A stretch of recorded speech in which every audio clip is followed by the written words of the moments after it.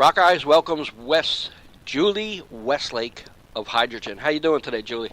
Good. How are you? Very good. Congratulations on the new upcoming CD, Thank Private you. Sessions.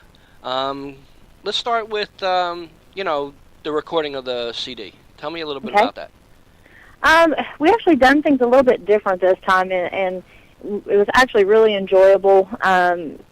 Jeff, who produces most of our stuff, has been so busy in the studio with other artists and things, so he didn't really have a whole lot of time. So we actually worked a little bit with a couple guys in France that we had met when we were on tour there in 2007, and they had asked about us working with them and doing some stuff with them, and so you just kind of wonder, okay, how will that work? We're in Kentucky, they're in France, and so we decided to give it a try, and so what we would do is we would record ideas, send things over to them. They would bounce back ideas that they had. So it was just really a unique process to be able to work with someone outside of the band. So they helped produce the album with Jeff, and we would send stuff to them, and they would do some mixing on it, and then they would send it back, and Jeff would lay down his guitar parts and send it back, and they would finish. I mean, it was a unique process, and cool that because of the internet and things like that you could actually be produced or co-produced by a couple of guys so far away. But that's basically how this whole album went down, and it was a really cool process, and we're really pleased with the outcome. And when's the release date? We're looking like March or spring sometime, March 20th.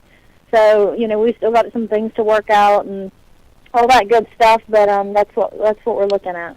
Cool. Yeah, Jeff sent me over, some of the CD, and had a chance to check it out. It's a really diverse CD. You got some ballads, some heavy stuff, some AR stuff. Let's start with some of the tracks. Something to Say. I loved the track. I thought it was, one of the best on the CD. Can you tell me anything about that? Yeah, I mean, that was one of them that, kind of bounced some ideas back and forth from the guys in France, but it was just, we wanted to do something a little bit different, and that song was kind of inspired by some people that we had worked with previously in the studio. And the thing is when you write, sometimes you pull things that maybe weren't a good time or was a good time, and you write from that. And I don't always like to go into complete detail, because obviously I don't want to offend anyone that the song's written about. But it was a cool song, and one of my favorites as well. Right. The next track was Forbidden Kind. That's another great song. I really enjoyed that track too. Can you tell me anything about that? That was actually, we had the opportunity to work with a girl out of Nashville named Angela Ammons, and that was actually one of her songs. That's one of the songs on the album that we actually took from someone else.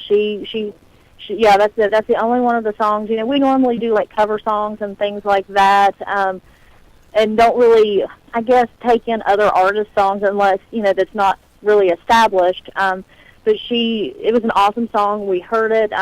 We had the chance to talk to her and told her, we'd like to put that on the album. So she's completely responsible for that song. Cool. And probably my favorite track on the CD is Scream, which is the next track up. Any words about that song? That one is about again, another situation with an acquaintance that we knew that was just stark raving nuts, basically. Wow. And just had some things that went down, and it was some great inspiration, and for writing the song. And it's different than some of the songs on the album, but one of my favorites as well. Right. Now, was this CD all recorded in 1 week, or how'd that go? I mean, we worked on it for a process of a couple of months. The writing was a couple weeks process, but the actual recording it and things like that, because we were doing it with the guys in France, and they had other projects and things like that going on during that time too. The actual writing process we pretty much had done in a couple of weeks, but we spent a period of a couple of months actually recording the parts and getting them mixed and all that stuff. Right. Okay, now you got I Don't Know, which starts off a little soft and then, gets really heavy. Yeah. Is that another favorite of yours? I like that one a lot just because of the melody and how melodic it is, especially starting out. And I think in the past, I've tend to pull, and even on this CD, you pull from life experiences that you have, and sometimes they're negative. And I think that in some of our past CDs, I don't know, maybe I was going through stuff and everything seemed, I think, a little bit negative. Right. But there were a few songs on this album, like, I don't know how, that actually, was a little bit more, positive and love and that sort of. You there? Yeah, I'm here. I'm sorry. I've had another call coming in, so it's beeping in on you. That's okay. How about Heated Nights? That one, again, it's just kind of a fun, kind of sexual type song, and, I'm sorry, the phone keeps beeping on you. But that was one of them, that we worked in melodies and things like that with the guys from France. But again, it's kind of another song that I just wanted something a little bit more fun. It's a little sexual and that sort of thing too. So cool. Creeper is probably one of the heaviest tracks I think on this CD. How'd that go down? That one's going to be inspired by the same guy that inspired Scream. Right. Wow. It's just one of those things, we during that time, I guess it's sometimes, things go on and things seem to happen like around the recording process. So things that did happen came at a really good time because it did inspire some cool songs. Right. Is there any song on the CD that, is really emotional for you, or any, special stories? One of the songs is Rosalind's song, which is like the ballad on the album. Right. We kind of played around with whether or not we were going to do a ballad. Most of our CDs that we've had has at least one ballad. And back in July, we had, actually he was our attorney. We knew, we've known him. We didn't have a close relationship with him, but his son was a fan of the band, and we never had the opportunity to meet him, but we know he had our CDs, and we would sign stuff, for him, and his dad would give it to him. And in July, he passed away. And I get a call, and we had heard about it, and I know we were sitting at dinner, and we got the call, and as soon as I saw who it was, I knew what he was about to say, and he wanted me to sing and Jeff to play at his son's funeral. Right. And so, that was the hardest thing I think I have ever done. I mean, I've been up in front of 10,000 people, playing, and I don't get nervous at all. But I literally stood there, and my voice was quivering, my knees were shaking. It was just one of the most difficult things I've ever had to do. And when he passed away, he was engaged, and he had a 3-month-old baby named Rosalind. And so after the funeral, we came back, and we still, needed one more song to complete the album. And so, Jeff had been playing around with, the riff and everything, and so we just started working with it. And so that's basically where that song came from. Cool. And we've put that song, it's available on our website at hydrogyn.com for download. And when you go, it's an acoustic version, so it's different than what's going to be on the album. But it's an acoustic version. It's on the website. People can go and download it, and all of the proceeds to that song through our website is going into directly to a trust fund for Rosalind, who they call Rosie. Very cool. You also have a song called Un Mondo Perdu by Anthony Dora of France. Worked on that with you and also sung in the beginning. He did, yes.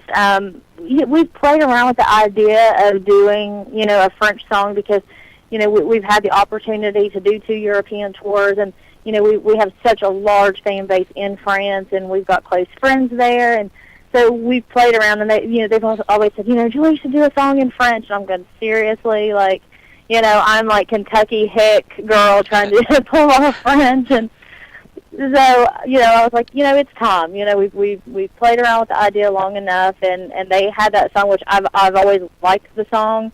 I didn't really know what it was about. I don't know that I still really know what it's about. They did send us a translation of the words, and it didn't really make any sense. But I'm like, whatever, it sounds good. So we were actually worked through Skype because I do not know French at all, just a few words that we picked up on, and most of them were curse words when we were in France. So I actually would go through Skype, and a friend of ours in France would sit down with me, and I would say, okay, say this the first line, and he would say it, and then I would write it how I thought it sounded like he was saying it. Right. Wow. So it was kind of a neat process, and so we did like the song, and so that's why we went ahead and had Anthony take part on the song as well. So I'm kind of curious. We wasn't sure if we was going to put it on the American release or not on the U.S. release, but I thought it's cool. It's something different, and the French people get to hear the English song, so why shouldn't the English hear the French? So. Yeah, very cool, very cool. You also have a bonus track. Kisses Heavens on Fire. What's the process you have to go to actually be able to use a song of another band's? Just like with all the other stuff that we've done in the past, you basically you have to buy the mechanical license. So, like as a band, you have to go in and actually pay the publishing right to be able to use their song. Right. So that's the only bad thing. Like a lot of times when people do cover albums and things like that, because you as a band you literally are having to go in and pay, for each album you press. Right. You have to pay for that song, and that was actually the first song that we had worked on to kind of see if we were going to be able to do this process with the guys in France. We said, okay, let's just pick a song and let's do it and see if we're going to be able to work together, see if they're going to be able to, help create the sound that we wanted. And so that was the first song that we did. Cool, cool. Was there any other songs you were thinking about? As far as cover songs? Yes. Not really. To be honest, I'm tight, so I don't really like giving my money away. Right. I really didn't care, honestly, whether there was a cover song on there or not, because I'm pretty sure Gene Simmons is making enough money on his own and for me to give him some of mine. So I really didn't care whether there was, a cover song on this album. And we don't know, if that will actually hit the album. It's just a song that we've done. You can record anything, but at the moment you put it out there for sale is when you got to start paying old Gene. Right. And so, we've done the song, and it could be on there as a bonus track, and then again we may decide with the actual release in March we may not put it on there, so we're not sure yet. Cool. You also working with Tracy G, guitarist for Dio. Can you tell me what's going on with that? Yeah, him and Jeff are actually, okay. I'm like, can I say this? Can I say that? Jeff actually started talking to Tracy back over the summer, and he's known Tracy I think for a while just because of the Dio contact and everything about 2000. But they started talking about writing a book, and so they're actually releasing a book, and it's actually going to go up here it'll go up for pre-sale next week, called Tracy G: The Dio Years and Beyond the Skull. I don't know what that's about, but anyways. But he started working with him, and they had talked about doing a CD and stuff with the release of some of the songs that Tracy had worked on with Dio and been a part of writing with him, and so Pain was one of the songs, and then we're going to be doing Give Her the Gun, and I really honestly don't know how I got into this. Jeff just came in one day and it was like, hey, would you want to do this? I'm like, okay, and so they recorded it, and I sang it, and it's been a cool process. Tracy is a nut. He is a complete nut, but a really, really nice guy. So, and I've always been a fan of Dio as well. So it's cool to be able to work on some of his stuff. Right. Now, coming from Kentucky, do you think that's the greatest place, to be, to push your music compared to L.A. or New York? I think probably, if you live in the bigger cities, you probably have more opportunities to play and networking and things like that, would probably be easier.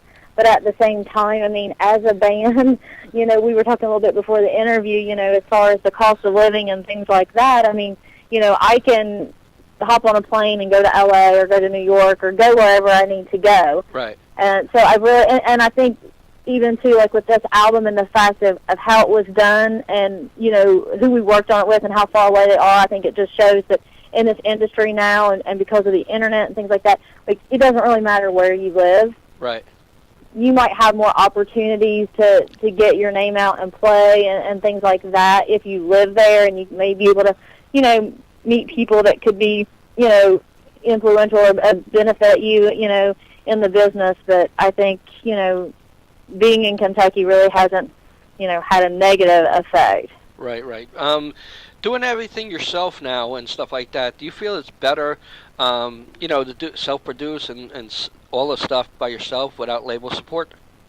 I mean, as far as the producing end of things, you know, we've worked with some great people. I mean, we worked with Michael Wagner on Bombshell, and he had some songs that was on, you know, Deadly Passions and Judgment. So, I mean, as far as the producing end of things, I mean, we love working with Michael, and we still, you know, are really good friends and things like that. We just, you know, it's I think it's easier sometimes, especially on the producing end, to kind of do things here and get some other people involved, just so you have someone kind of outside the box.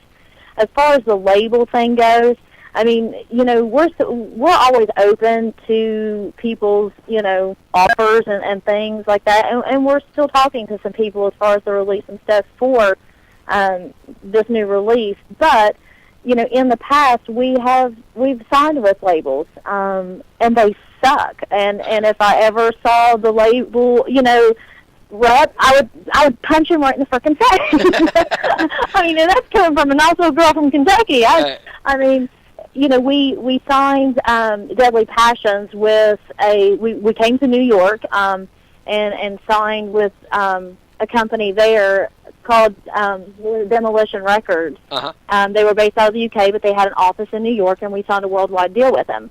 I haven't seen a dime. Wow. Nothing. I haven't seen any publishing. I haven't seen any royalties. We